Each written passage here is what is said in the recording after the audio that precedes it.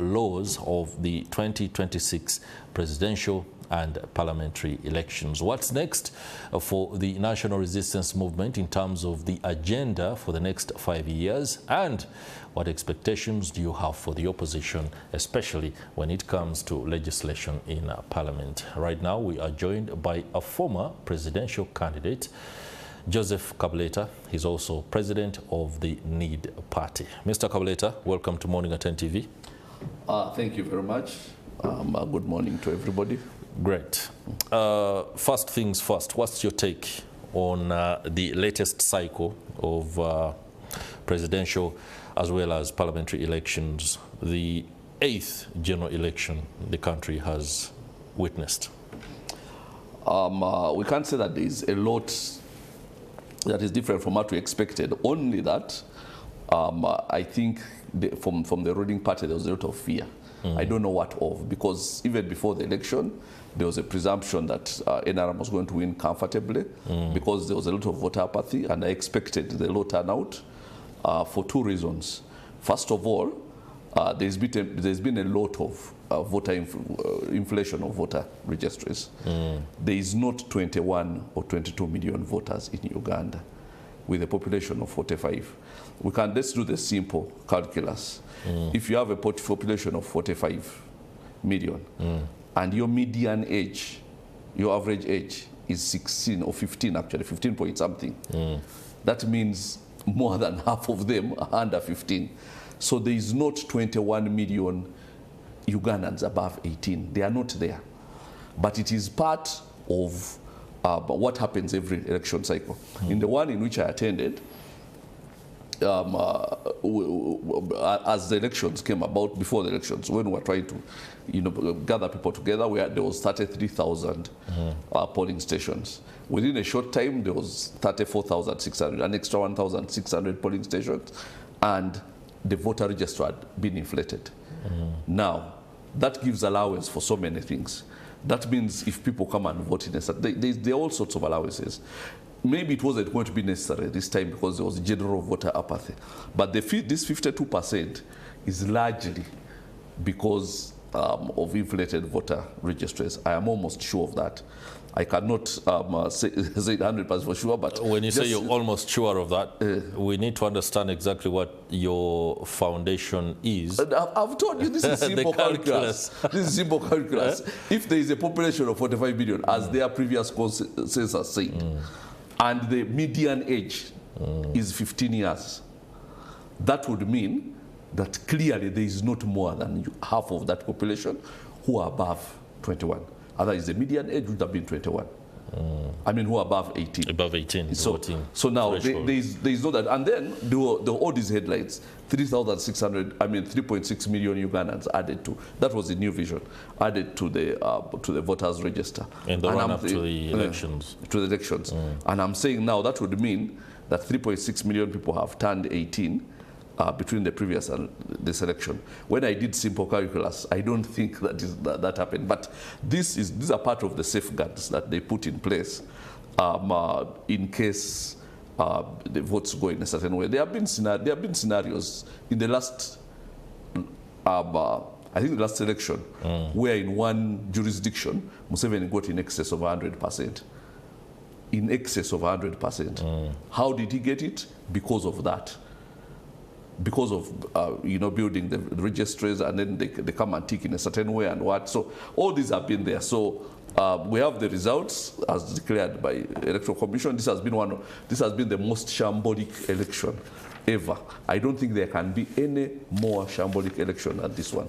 First of all, in the run-up to it, in the way people were denied their chance to compete, in the way Electoral Commission was eliminating people and making sure so many people were unopposed, in the complete disregard for rules in all sorts of places. It became so shameless.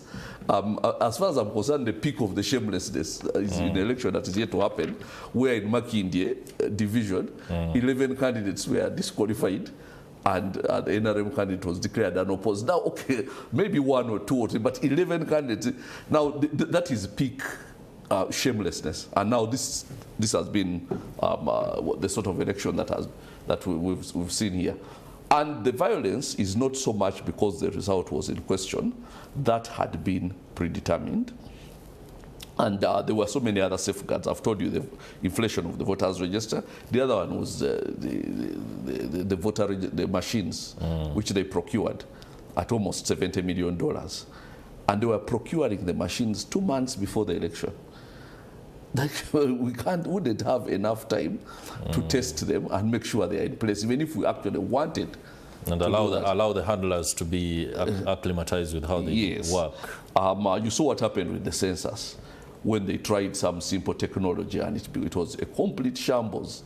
The whole thing of trying, people counting using technology rather than the old method where we actually used to count the number of people, and we have a clear, number of people. We can say this is almost to a very good estimate the number of people in the country. But now they tried technology which they are not used to. But of course that's part of procurement and somebody getting a deal of procurement and maybe even laundering, because $70 million, $69 million to be precise, according to this. That's a lot of money. It's 150 billion Uganda shillings. No, it was more than that. Oh. It was more than that.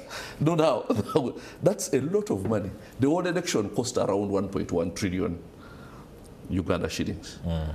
About 300, close to 300 of which, about 300 was for those machines which did not work. By early morning, they had already issued, a statement that the machines are not working. Let's go back to what we are used to. By which time, so many people had been exasperated. People had been in lines and had not had a chance to vote. And people give a very short space for this. And I'll tell you this: if it was purely a presidential election, the voter turnout would have been less than 52%. A lot of the people who stayed in line to vote was because they wanted to vote for their MPs. The presidential election, there was very little interest in it because, of course, of what we know. And there was extreme voter apathy. So if they want to know how apathetic voters are, if it was possible, but you put the presidential elections on a different day from parliamentary elections, and then you'll see very, very, very few of them.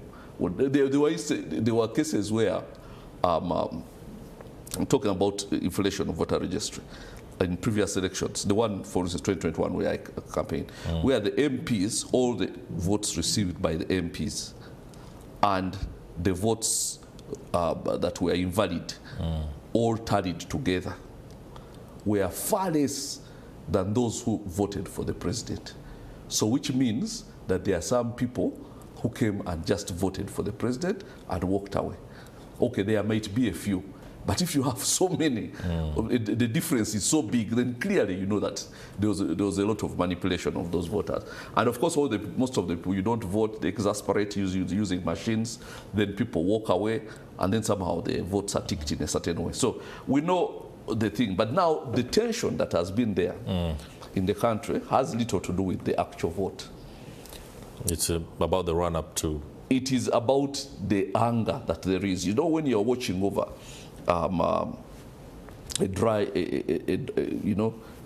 some dry hay, you don't know where the fire comes from. These people are very, very fearful of anything now. That's what makes them dangerous. Can we be very specific? You say these people. These people who are ruling us. We have an audience that is diverse, local and international. These people could well be MorningAtNTV. Well, if you want to join yourself in them, go ahead. But my point is that there's a lot of tension because they don't know where the fire comes from. And they know because they know the amount of anger and how angry and disgruntled and disenfranchised the whole population is. And now there is one feature which was in this election which has not been in others. You see how NRM had a very big majority, this time a much bigger one than they had before. That's because NRM now is two factions. There is NRM Museveni and NRM Muhoozi.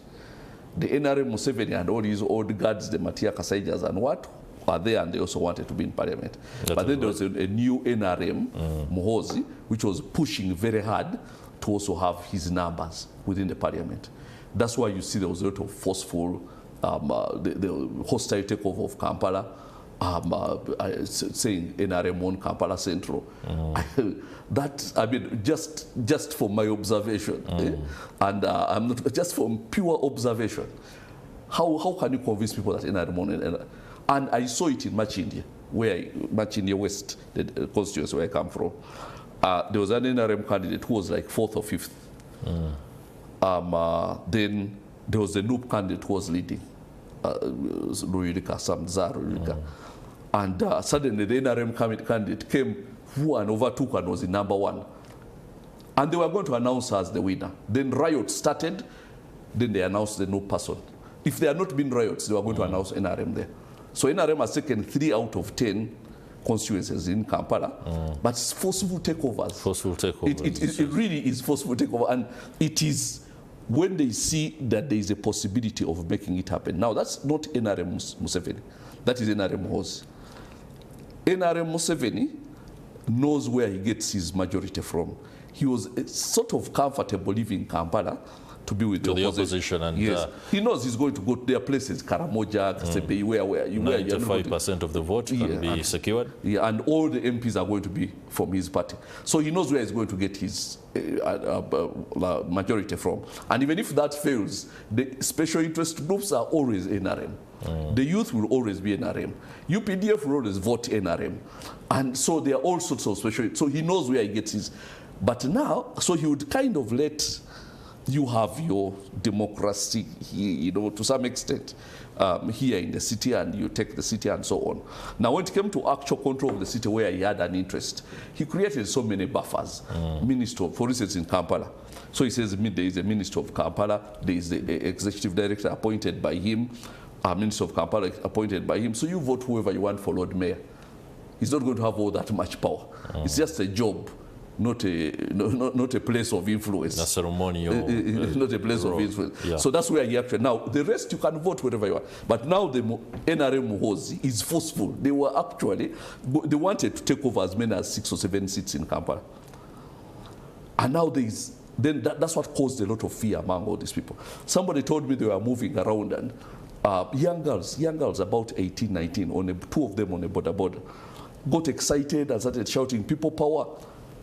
This person told me, I saw them being taken out with live bullets. 18-year-old girls. Just excited, because when you're so scared, like something is coming, and you don't know where it's coming from, you'll kill someone, you show up from there. So there's a lot of fear around, because there's a disgruntled population. The person who who thinks he's going to be the next president does not believe in the methods of his father. His father believed in persuasion, especially financial persuasion, and he only resorted to brute force when all the other methods had failed. Refused, yeah. Now, his son believes everybody has to be subjugated. You know, just get you and subjugate you, shut up. If you lift your voice, you know, something is going to happen to you. And there's even a difference in the arrests and so on. I was watching the way, for instance, this Sarah Bidete was arrested. Now, being arrested in scenarios like that where you said things and they don't want. Now, when Museveni was in control, I saw they actually had a file like this on me. They had gone through a process of trying to have some sort of legal case against me. So when they arrested me, they at least could put up something. It was all fake. They were angry with what I had said, but at least they could put up something. That's NRM Museveni. Now, NRM Hosi, they would arrest you, and then they'll start thinking, what do we charge her with? And then it took them a while to even charge her. And then she gets to court, and then the prosecution does not object to bail, but of course orders from above. Bail is denied. Now, this is where we are going. And now, I'm saying this for the benefit of so many people who, because you know Uganda is being forced into a forced marriage with Muhoozi, where, you know, if a girl has been, they have decided your fate, and, you know, you're not supposed to have a say. Don't tell us about who you're in love with. You know, this is the person you're going to go with and what. So there are some people who might know who've spent all their lives criticizing Museveni and so on. But I think now they are battle weary, and they have kind of, accepted that this is the fate, this is where we are going. There's no point in, us staying opposed to it and so on. But I'm telling you that it's not looking good where that side. Okay, That's interesting. That's an interesting context and quite controversial context too.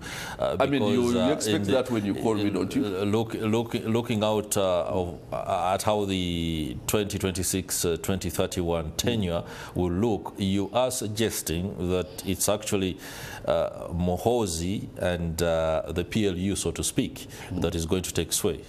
You saw it in the NRM primaries. You saw there was a clear battle. Anybody who is observant, you saw there was a clear battle between the old NRM and the new one. I'll give you an example. I was seeing Chris Bariomusi screaming that he had not been given a chance. He wanted to be NRM vice president. That is right. Western Uganda.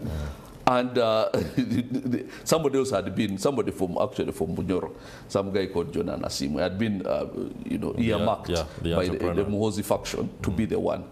And they ferried people, and they did also. So even would-be stalwarts of NRM, Museveni, were disgruntled with the NRM primaries, with the NRM elections, and so on, and even so much with the NRM primaries, because there is another faction emerging.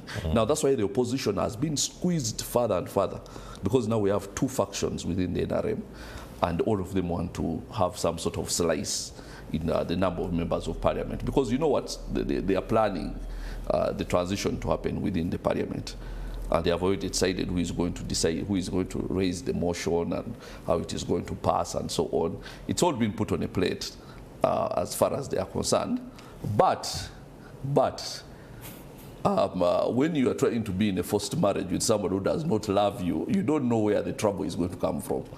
That's why it is they are extremely dangerous right now, and they are using live bullets where they You're afraid of a glass of juice. You don't know what the cup, you don't the cup of tea has. Yeah, like if you are staying in a house, if you are living in a house with petrol, where you've stored petrol somewhere, you can't be careful enough.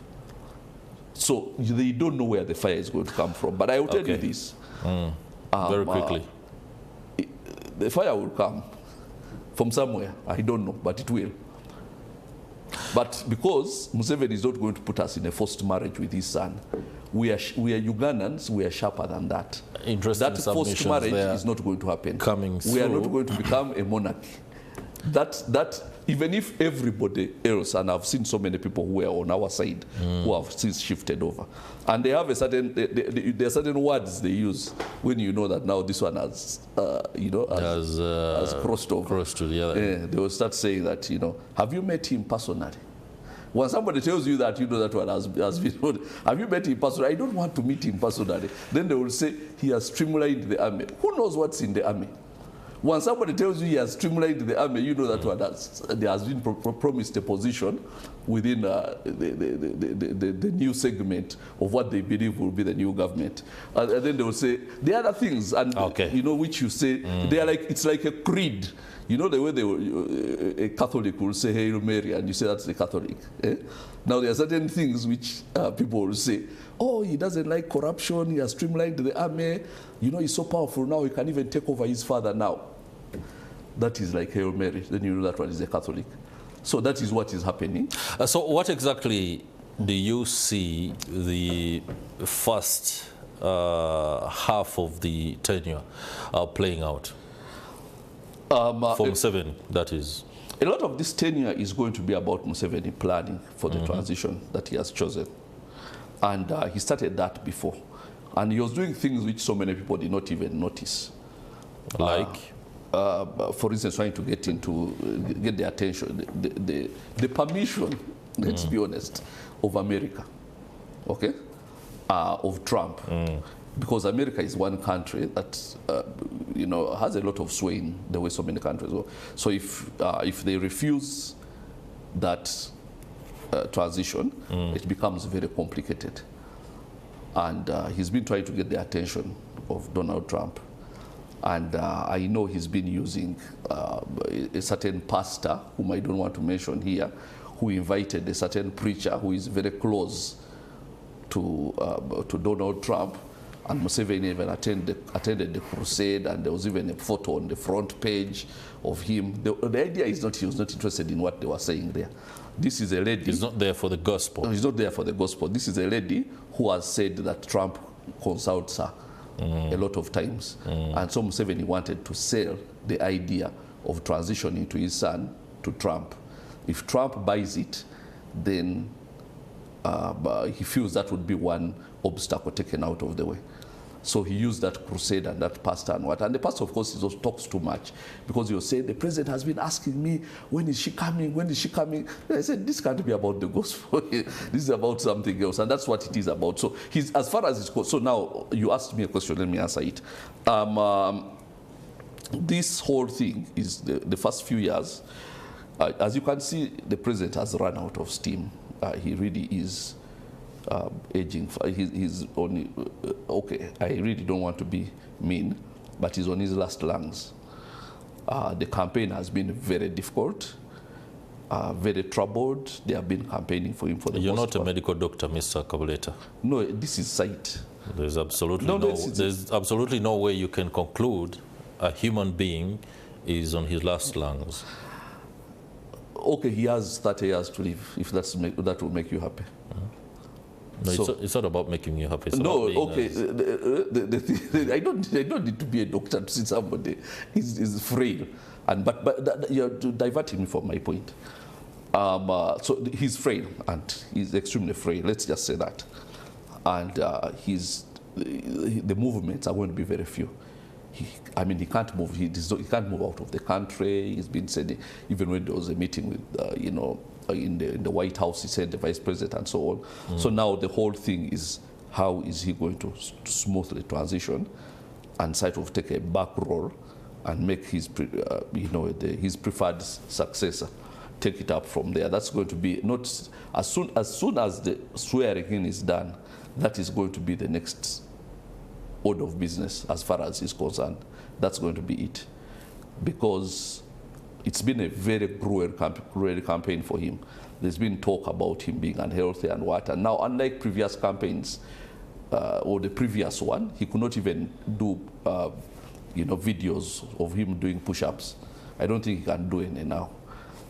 Previously, when there would be rumors about his health fading, he would release a video when he's doing some push-ups, just to, to show people that he's still around. But we saw him print on his nomination. You saw him what? Sprinting. Okay. Yeah, that's good. That's good. I wish him well, by the way. But health-wise, don't get me wrong. I'm not. Yeah, I was only trying to put you in line because you're not qualified to determine who is healthy and who is not. No, you people don't. I'm qualified to say that everybody is immortal.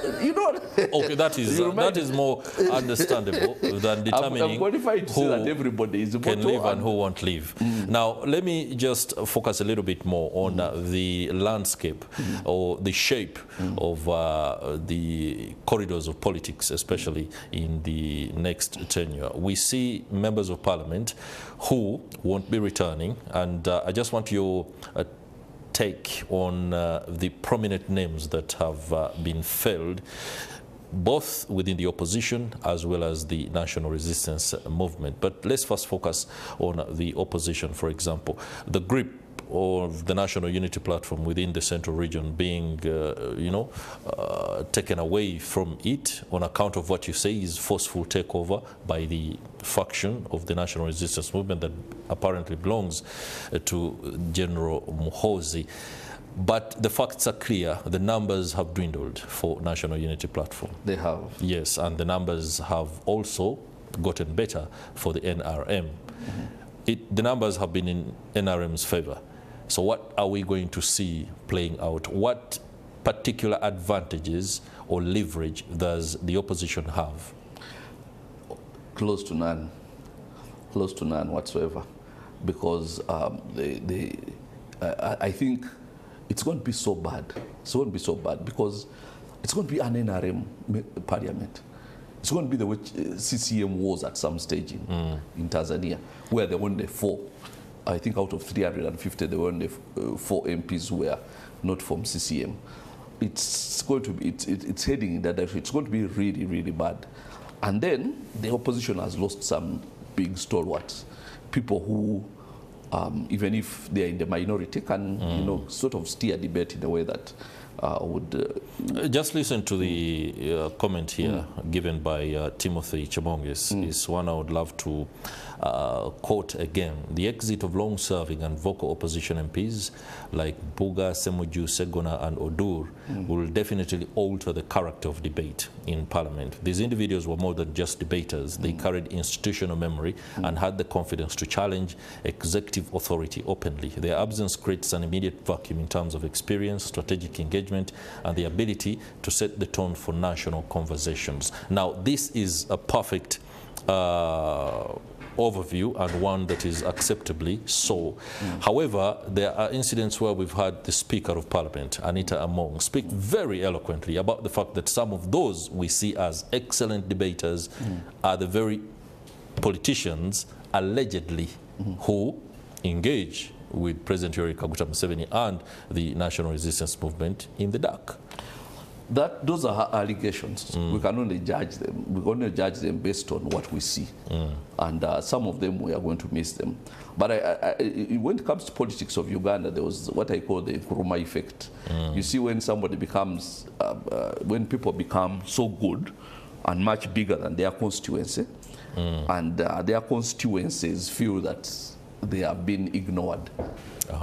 You know, when Kwame Nkrumah was so popular across Africa, but the Ghanaians were saying he's not giving us bread. And, you know, and eventually he's toppled. And the whole of Africa is saying, how can you topple a man like that? But Ghanaians are saying, we have our problems, which is not solving. So, and yet he was such a, you know, a beacon. So some of these MPs were almost national MPs.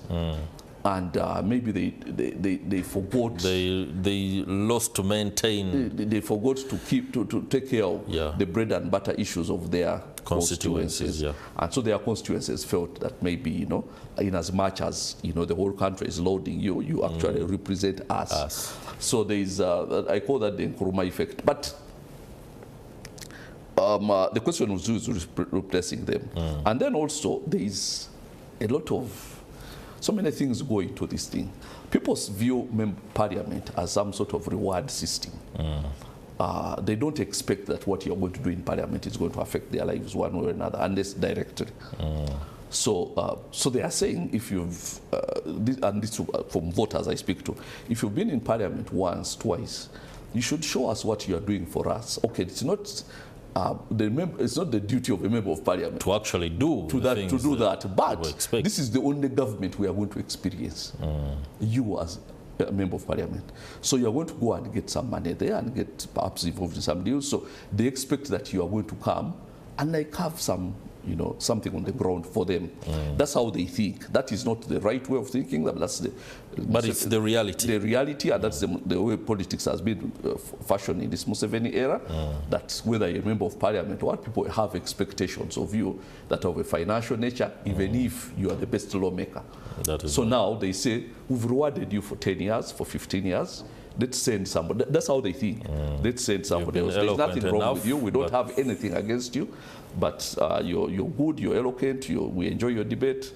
But, you know, you've not bought an ambulance here, you've not done what, you've not... They have very needs which are so different, you know. You've not gone for somebody's funeral, you've not done... And now if you're going to be a good legislator, it's difficult to do all those things the way those voters expect them to do. But then, if you don't, then the voters can come up with surprising results. Very quickly, before I engage our latest panelist, the fact, this scenario of veterans like Abdul Kantuntu. Abdul Kantuntu has served literally on all, you know, dockets, FDC, you know, was an independent sometime, and then again the crossover to the National Resistance Movement. His defeat in Bugweri is widely being described as a check and more like being told as an MP and a politician that you made a grave mistake to transition, at least formally, from wherever you were to the National Resistance Movement. As far as I'm concerned, would he have survived if he hadn't crossed? As far as, no, he wouldn't. As far as I'm concerned, he had transitioned a long time ago. Okay. It was just official. It was just made official. Abdul Kantuntu has been taking positions which are very strongly in RM, even when he was supposedly opposition. Okay, right about now, let me join my colleague Julia Sochen, who is standing by in Lira. Of course, the aftermath of the parliamentary elections in that particular region is one that has so many tongues wagging. The Uganda People's Congress is in a thought, more like they are rethinking and reflecting on exactly how things must turn out now, what they ought to do in order to regain the stronghold support that they had. Julia Sochen, a very good morning. Bring us up to speed with how the region, or indeed Lira to be specific, is receiving the news of the new politics in the area. Well, very good morning, viewers. Julia Sochen coming live from Lira City. Lira is cool. Everything is calm after election of president and members of parliament, except the one of Jury County in Lepong district is still pending. The Electoral Commission is scheduled to take place on the 27th of January 2026, which is still there because there was some queries there by one of the contestants. But this morning, I'm privileged to have Mr. Okot, who has won the position of Kole South. Mr. Okot is the Member of Parliament for Northern Uganda for Youth. Honorable, could you please come and tell me how it went and what is your plan for this election that you have won? Good morning, Uganda, and good morning to the people of Kole South. First and foremost, the elections in Kole South went on well. I'm Boniface Okot, the Member of Parliament representing the youth of Northern Uganda, and now I'm the Member of Parliament elect for Kole South constituency. Our elections went on well, and our people gave me overwhelming support, and our victory was decisive. The president also won decisively in my constituency with over 84% of the votes. Some of these occurrences were unprecedented, and in my constituency, an NRM flag bearer had never won elections in my constituency. So I'm glad that my people entrusted me, and we are now focused on development of the constituency. So what are those plans that you have to develop the constituency? First and foremost is the issue of poverty alleviation. My district, Kole, has the second highest population in Lango sub-region, with over 3,030 people. And 3 in 10 people are not yet in the money economy. They're still in the subsistence economy. My task now is to ensure that all our people are in the money economy. First off, utilizing the programs of government that are available to ensure that there is no corruption in these programs, because we witnessed a lot of corruption in some of these programs, like the parish development models, which were not reaching the people, and all other funds for empowerment of people. But also we notice that for us to be able to ensure our people get employment, they must benefit from skilling programs. Right now, close to my constituency is a presidential skilling hub, and our plan and intention is that for as much as we already have, the capacity is still limited. We want the capacity of that skilling institution to be increased so that we continue having more of our people benefit from these skilling programs. We also know that Kole is unique because it is mostly swampy. So we want our people to maximally benefit from irrigation, the micro-irrigation program that ended. But we want our people to be able not to only depend on the erratic rains or the rain seasons, Since we already have a lot of swamps, that means we can utilize these irrigation programs. Government was doing co-funding, but we want that co-funding to be reduced. On health, we don't have an health center for, or even a hospital for the district. So we want to upgrade Bala Health Center 3 to a Health Center 4, so that we have we have enough medication for our people, because this is we are talking about a district that has one of the highest populations in Lango. So certainly they need enough medication in the hospital. They need ambulance services which are available and free for our people in these hospitals. We have a Moladiang which is still in a poor state. The health facility there, it is only coded in terms of infrastructure. It still needs more support. In this development venture, Honorable Court, are you willing to work with the person you contested with, Honorable Chena Kalo? Yeah, sure. You see, with leadership, it is the strength you have in leadership is through unity.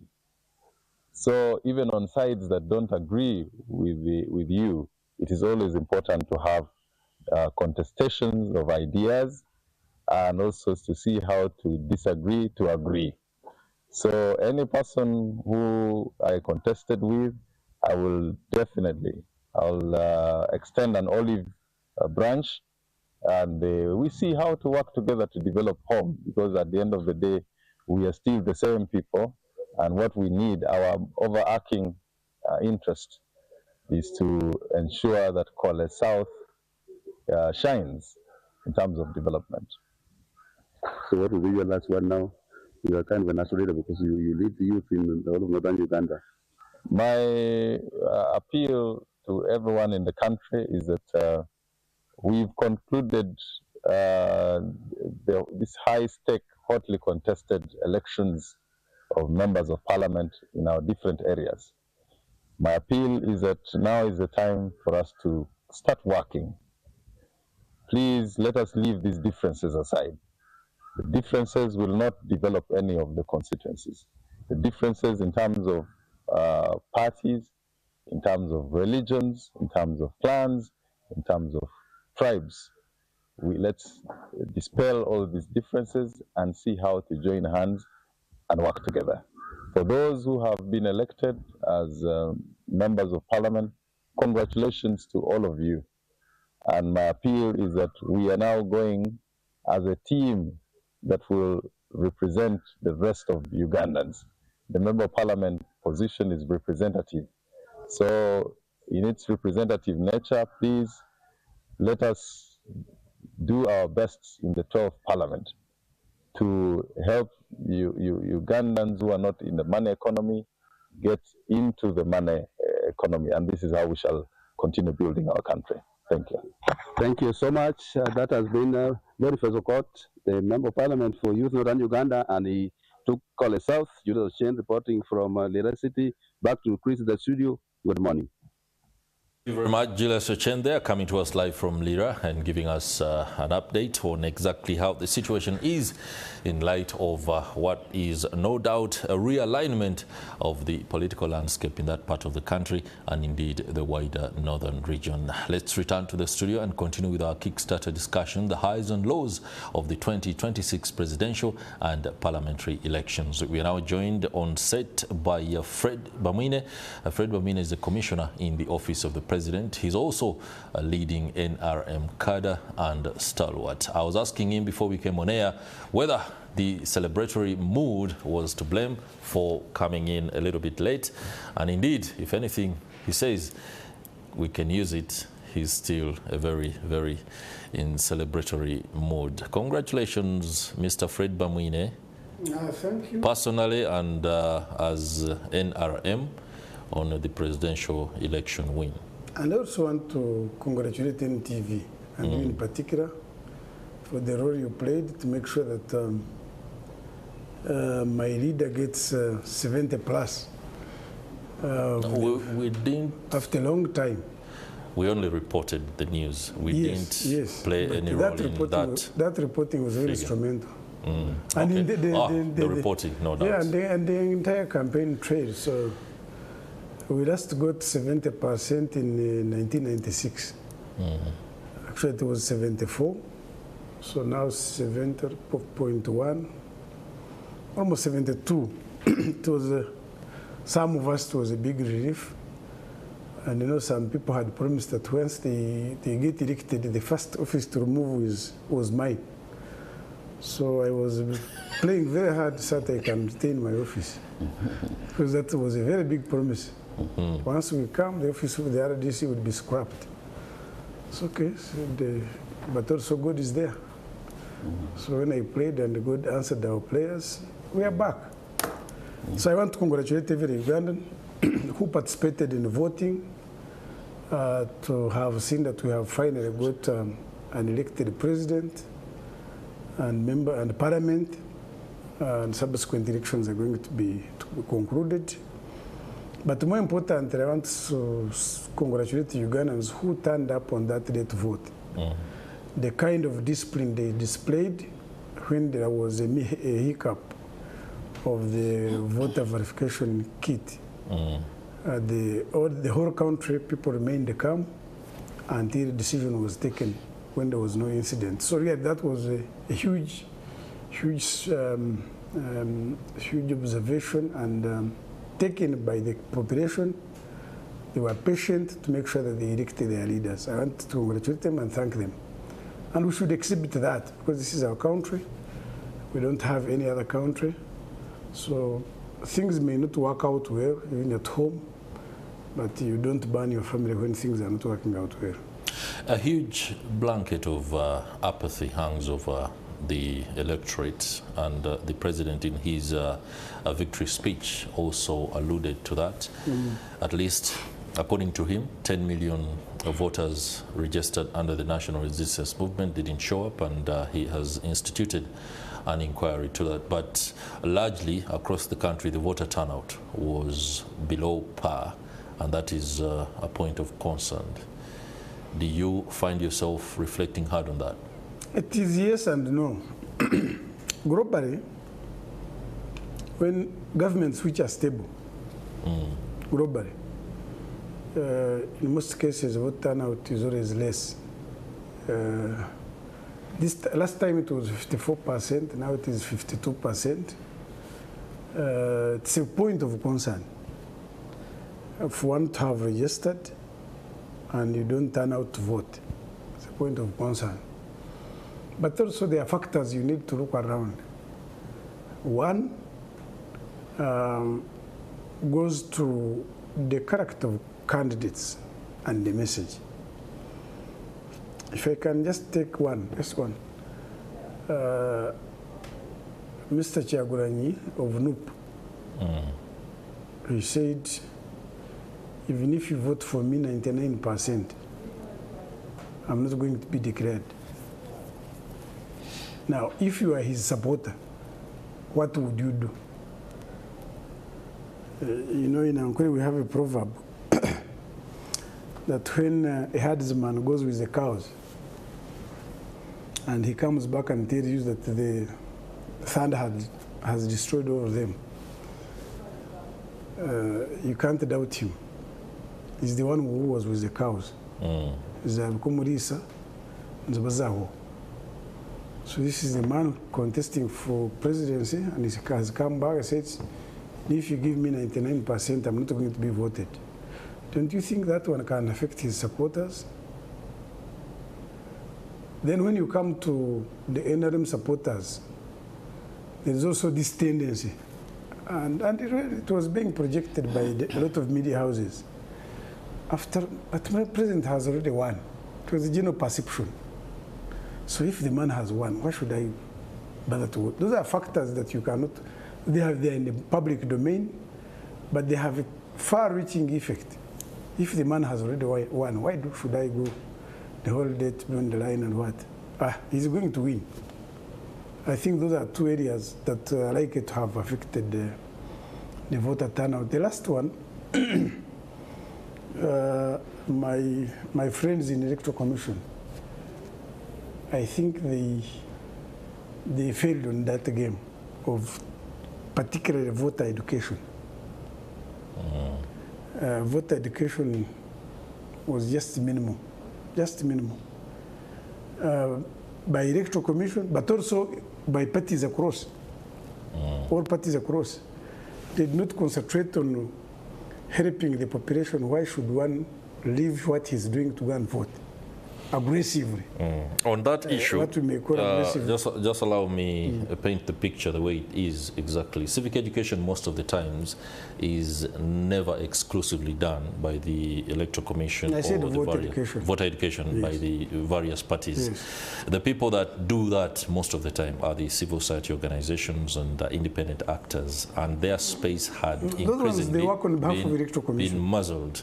They are independent most of the time. Yeah, but they are always accredited by Electoral Commission. But before I come to Mr. Joseph Kabuleta to respond on some of the aspects that you say, you've spoken about two scenarios where a candidate tells his supporters that even if you vote me, I will not be declared winner.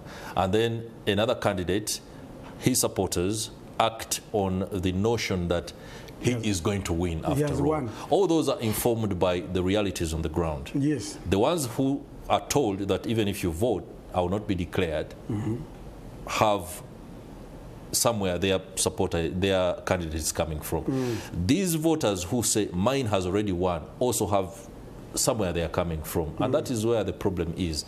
Let's talk about those voters who know that their candidate is going to win. Why would they think like that? Of course, now the President Museveni's campaign this time, I was surprised when Kabuleta said that he's weak. This time, I think he has done something which I must give credit to him. He no longer speaks things that he doesn't show because of technology. When he talks about PDM, he shows you where PDM is. When he talks about the road, he shows you where the road is, practically. And that kind of demonstration gives confidence to his supporters, but also it enlightens the community, the larger public, who may not have known. Because all his speeches now are no longer verbal. They are verbal and visual. Supported by visuals. By visual. So that one said, what has he not done anyway? That's why when they were making this manifesto, they said, protecting the gains as we make a qualitative leap into higher middle income status. Meaning, if we get this base that has been already created, we use it very well, there's no reason why Uganda cannot prosper. And then he goes ahead to show you how you're going to use it. One, university graduates who are not employed to be provided with a fund to help them to progress. Two, to improve PDM where it has not been effective by excluding traditional leaders, religious leaders, local leaders who are not involved in, are considered before. Then in urban centers, of course, the population is high. Therefore, 1 million per parish. 100 million per parish is not sufficient for the population. Increase it 300 million. You could see the interview. He's showing you how he's looking at it and how it can be done. And he's saying 33% of the population who are still not in money economy. In these 5 years, it's important for us to make sure they get out and also join the money economy.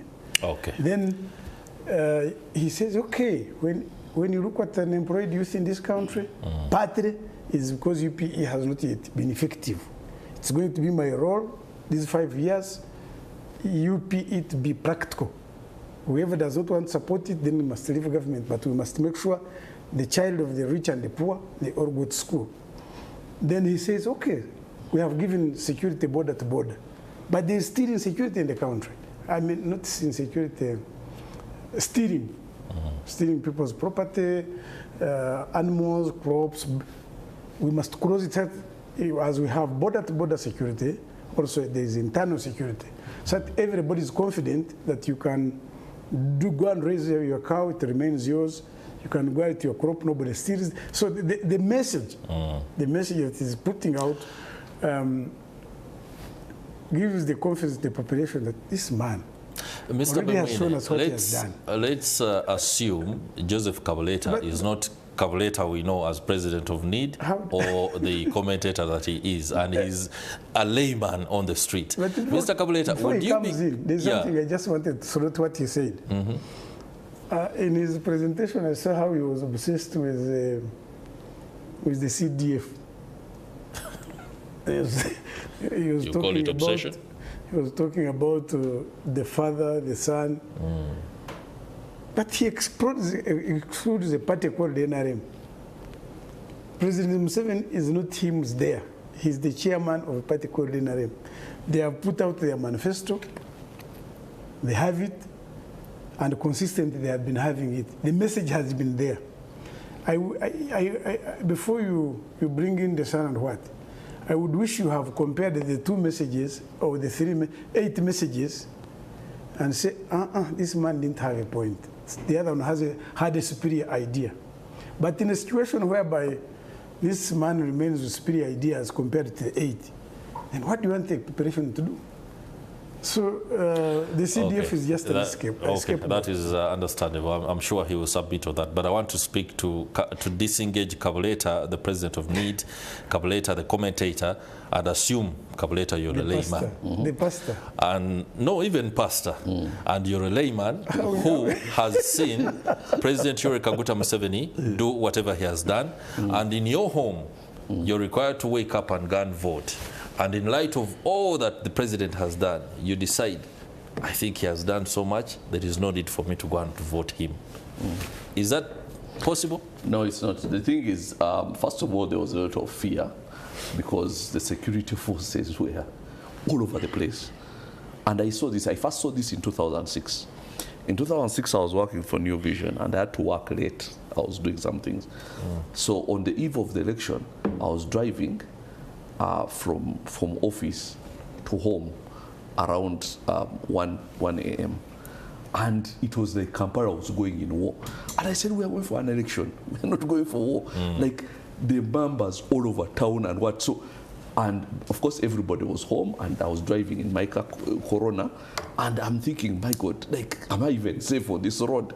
Now, if I'm going to come out in such an atmosphere, and I was seeing them going through downtown, just driving through, basically, reminding you that regardless of what you're going to do, this is where power lies. And that's the whole point. And what Mr. Chagulanyi said may be, but the reality is that when you have the military all over the place like that, and then there is a law which says stay a certain distance away from the polling station, and then arbitrarily they come up with a different law and say go home. And that's the law now that stands. Basically, we're like in a kingdom. You know, in a kingdom, the word of the king is law. Okay? So there are no laws. So this is what we are. So now people stand and say, now, okay, we are going to go, we are going to vote at some sort of peril. I've told you I saw 2 girls being shot for just saying people power. Young girls, 18 years, I didn't see somebody who so told me. So now, amidst such a thing, people just say, you know what, let's stay home. Power, and by the way, let me tell you, Museveni has said it himself, that he's a revolutionary. Revolutionaries are not voted out of power. He's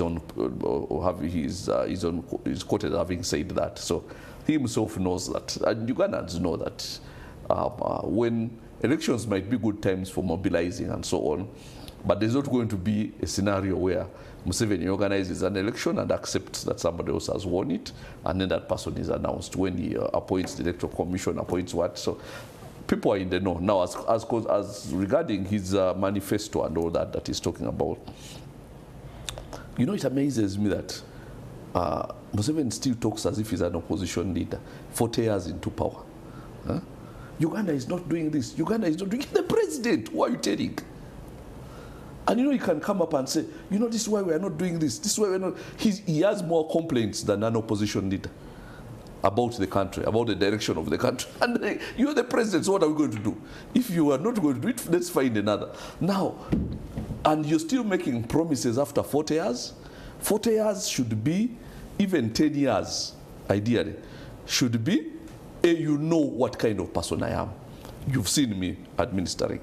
This is, you know, what we are going. So now imagine, say, now we need this 5 years now to make a qualitative leap into middle income, which we claim we are in. Yet World Bank says we are higher not. up. I know it says higher upper middle income, which World Bank says we are not even in middle income, much less higher up, higher whatever. And so the issue is that the apathy and what you're calling an obsession with the CDF. Nobody is obsessed with the CDF. If only he was just a CDF and not somebody whom his father is trying to impose on us. Okay? Have we spoken about any of the other president's children? No, because they are not in leadership. So they are none of our business. But if this one is being imposed on us in some kind of arranged marriage, then we are not obsessed with him. We are obsessed with this country. And we are going to have a say in how this country is governed. And it is not going to be the way, you know, one of the people, there's only one person I celebrated who lost. Only one. He's Hamson Obua, former the government chief whip. Because he said... Why do you call him former? Whatever. Okay, government chief whip. Outgoing. Outgoing. Oh, no, chief whip. Okay. Chief whip. Let's make him up. Chief whip. Because he said one of the most stupid things I've ever had being said by anybody. I mean, I don't know how you can be so stupid and still breathe. He said that the NRM is not like UPC. NRM is here to stay. After Museveni, we have his son Mohozi, and now even Mohozi has sons who can lead this country. Are we a kingdom? How stupid can you be? That is not going to happen. We are not a kingdom, and we are not going to accept it. Okay? Let Hamson Obua, former chief whip, WHIP, but now WEP, let him go and work for a kingdom somewhere. There should be some kingdom in Lang where he can work for. Because his mindset is from a totally different... So we are supposed to be there and say, so after Mohozi, who said?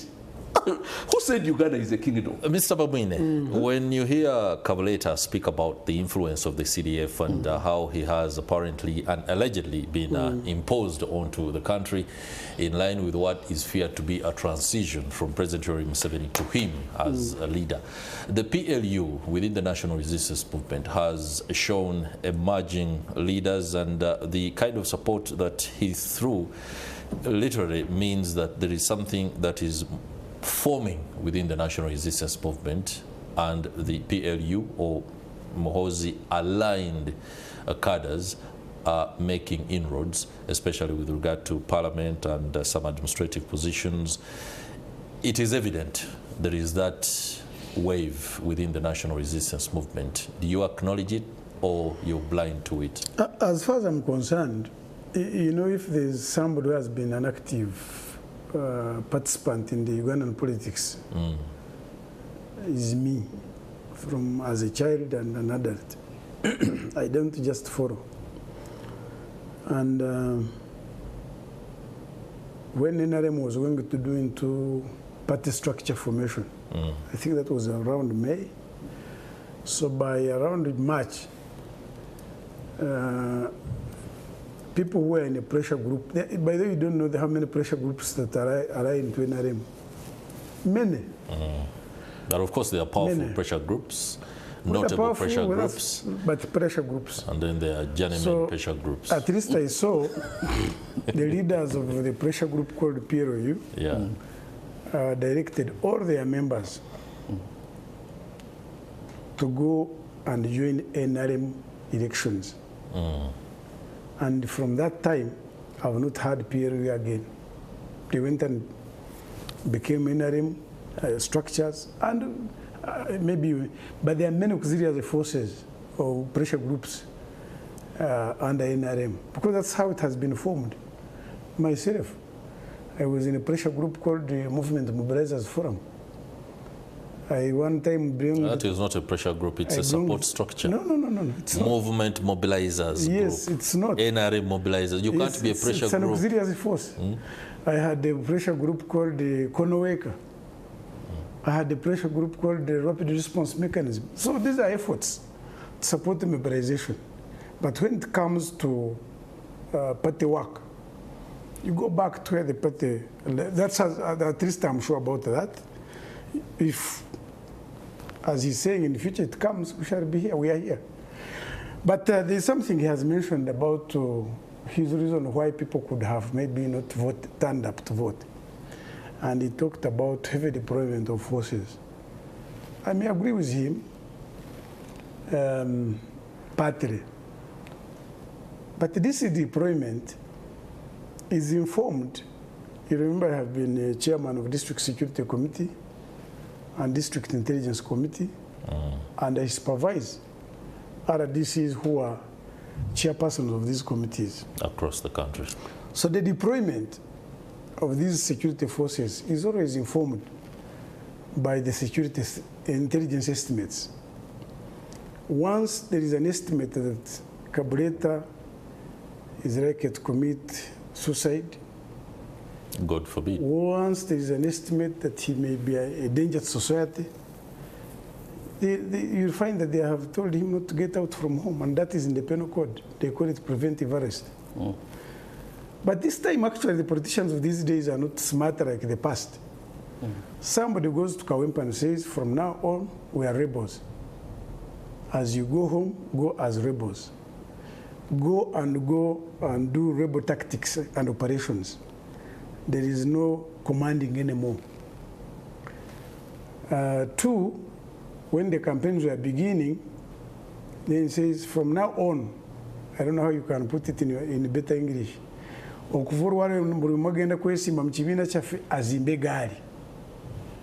as long as as far as I'm concerned, who is monitoring most groups, these are gangs, and unfortunately, who are indisciplined, who beat, who threaten. You saw what they did when they were burying the late Segirinya, the stampede they did in Masaka. Then he goes ahead and says, you, the youth of Uganda, you do what was done in Nepal, what was done in Tanzania, Kenya, Cameroon. He mentioned about 6 countries. And you forget, at least Carburetor, don't be dishonest yourself. They call it intellectual committing suicide.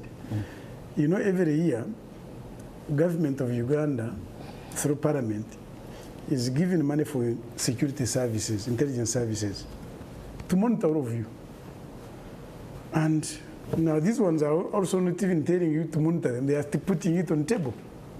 So once the threat levels are of that nature, I can tell you, deployment even can be at your doorstep. That's why we have gone deep. To almost 10 people, we are sure that 6 will give us information, what you are like, what you are planning. You don't know what was being planned here, because they had known that since they don't have 52 members of parliament that have been fielded in the country, because they had fielded 48, and out of 88%, about 40 had pulled out. They had fielded 37 members, chairman LC5, out of 146. They had fielded 800 councillors for 5 out of 8,500. They had fielded 650 sub-county chairpersons out of 2,500. They had fielded 2,040 councillors to 3 out of 12,500 councillors. So almost 2/3 of the country don't have a representation. So they were sure to account to everybody, including us. They must do some kind of stampede. Because if you are not in 2/3 of the country, what kind of miracle are you going to do? So they had to plan the levels of violence, intimidation. So this security deployment whether there are elections or not, there is a Kabireta who is coming to NTV, whether he's in. So the country must remain normal. There is a belief in this country that when there is an election or you are a registered candidate, everything stops, and therefore the whole attention is on the candidate. No, the country remains normal, moving as campaigns are moving. And therefore, these security deployment are specifically to secure the country, whether there are elections or no elections. Two, very quickly, within these intelligence estimates, you have seen what, I don't want to re-echo what the president talked about Butambara. Me, I can talk about other places. I don't know where you live, but wherever you are living, you have seen attempts, like in Mukono, whereby the youth hurled stones on security agencies. How can you really, even if you are courageous, how can you pick a stone and hit somebody with a gun? And he's a human being like you. Me, I consider that one like taking poison, because this man is armed. A stone is, well, if you don't hit him in a bad area, he'll remain living. But what is going to be the response? So the issue you are not addressing is the level of radicalization of supporters of politicians. And actually that is across the board, not necessarily opposition. Because we have made politics a do and die business, therefore nobody has a provision of losing. Mr. People Mamine, have sold their thank properties. you very much. So to me, I think we need to be civil. If we are looking for leaders, let us tone down and know that there is life after elections. After elections, and also no there are doubt. others who are not involved in the campaigns. Thank you very much, Mr. Mamine. Joseph Kabuleta, 1 minute to respond and wrap this conversation up. We have to go to my colleague, Ivan K. Walinyolo. No, I've said a lot of the things I have to say, but what I want to say is that after we've gotten rid of this dictatorship, the whole dynasty, we have to create a separation between the president and the country, because there cannot be true democracy, because Museveni and Uganda are one and the same. The NRM and the government resources, government water, all one, and they are like Siamese twins conjoined at the head. So there has to be a serious operation to separate, you know, the two, and we can have a ruling party which is separate from the state. That then and only then can we actually have something close to a democracy. What we have now is a mockery. Joseph Kabuleta and Fred Mamine, many thanks for coming through. I'm afraid I'm going to have to go to Ivan K. Walinyolo, who is coming to us from Entebbe. Good morning, Ivan. How is Entebbe more than 24 or 36 hours, I must say, after the declaration of the president and the picture emerging clearly of who the members of parliament are? Well, thank you so much, Chris. And indeed, it's a very good morning from Entebbe, and good morning, our audience. Yes, of course, following the declaration of the results, the streets remain a bit calm, with the security still patrolling when you walk into different places across Entebbe. And there has not been much violence apart from the night when the declaration was made that a few protests on Garuga Road were let me say held, but the police swung into action. Unfortunate that one person was shot dead, and of course many others that went with injuries. But the situation now remains a bit calm, and the declaration, especially for the national seat, I mean that's president and then the parliamentary, Shaka Stephen, who is an NRM candidate, was declared winner, followed by Nopu's Joyce Nabata, third person, former mayor for Entebbe, Kayanja Vincent Dipo. And the line follows, of course, 10 people are vying for that position. But the irregularities that were, of course, exhibited during an electoral process still remains a subject of discussion, when some of the opposition polling agents were arrested, detained in Entebbe, among others. But to just break it down, most of the opposition figures really have expressed a disappointment in how this process was done, away from the delays, of course, to start and the rest. But I'm joined by one of the parliamentary aspirants, let me say, in the recent contest, Frederick Mukungu, to just give us his side of the story on how he witnessed the accounts of the events during that day. Good morning, and thank you so much for joining MorningAtNTV. Good morning, Ivan. Thank yes. you very much. You have come out to express the dissatisfaction in the process that was undertaken. Yeah. What exactly do you mean by this? So for me, it comes down to discipline, and indiscipline and election manipulation was very beyond. Now, they've got also the biometric verification kits, which completely don't work. And what I understand, they only work with internet. Now, the internet was shut down. Definitely, that was an organized way of wasting time. And I'm just wondering how much money was cost or was spent on buying these biometric verification kits. Yet they know they work on internet, and internet is shut down. So the reason why they came in play, yet they know they're going to have internet shut down, I don't know. But we know they all work under internet. Now, again, it comes back to people who are making decisions for this country and what they're thinking about this country, because I want to tell you, Ivan, that's a lot of money to have purchased kits that are not working. Now, who is responsible? The taxpayer is responsible for that burden. Not anyone is responsible. The taxpayer is responsible for that burden. So the biometric verification kits were not working, and these required internet to work. Okay, during that day, I saw you move up and down. You're alleging some agents were being whisked away by the security operatives. Some people detained. I think they were released yesterday. I follow that. But the events that ensued during that day. So, again, election manipulation. So what we've witnessed the highest manipulation I've never seen. I was sat in a restaurant, and someone came, feeling good how he's electing 6-7 times. Now, he didn't realize I was a contestant. When I asked the ladies in the restaurant, they told me he's an army guy. Now, and also, I don't think some of the people knew the geographical location of the area, because you had people who were coming to vote, but they were asking, Nzireno, Boda Boda Zidawa. That is already enough sign to know, hang on a minute, you're in this area to vote. How comes you don't even know how to maneuver yourself from there? And of course, our agents saw multiple people coming back. How that happens, we don't understand. We've seen the DRA forms not being handed over by the presiding officers. Why a presiding officer is refusing? I mean, we count. After counting and over the DRA forms, why some people are not handing over the DRA forms?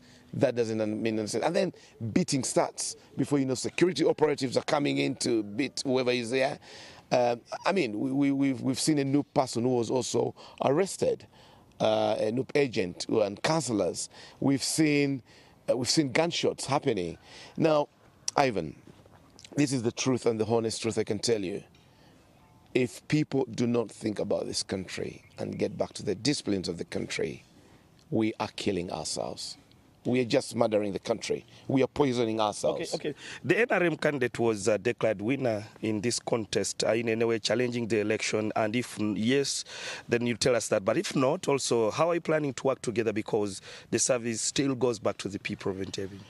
So with me, I congratulate Shaka for winning, whatever way he won, but he won. And I'm not going to challenge Shaka, because if I was given about 6,000-7,000 votes, probably I would challenge him. But there's no point for me to challenge him at this point, as the key issue of coming in this election for me was a benchmark starting. I was starting my groundwork and building for future 2031. How are we going to work with Shaka? It's upon Shaka if he wants to tap into our brains, if he wants to tap into our support to see NTV grow further. Okay. We've already promised certain things to our voters. We've already promised certain things to our voters. We will try to do as much as we can, and if they block them as a reason of politicking, that's still fine. But it's upon Shaka how he wants us to work. For time reasons, we will end the conversation here. We have run short of time, but Honorable, I want to thank you so much for really making time to speak to us. Thank you very much, Ivan, and thanks for coming. Well, the conversation, of course, revolves around the reactions that come after the election that was conducted last Thursday, and many people expressing concerns. Like I earlier said, some people detained at Entebbe police station, while others shot, others still nurse injuries. But that still goes back to the country's plans ahead of maybe the coming elections. But for time reasons, now on behalf of the entire team that has been manning Morning at NTV, we want to thank you so much for you moved with us from 6:30 until this time. Now, Morning at NTV on behalf of the entire team will resume tomorrow.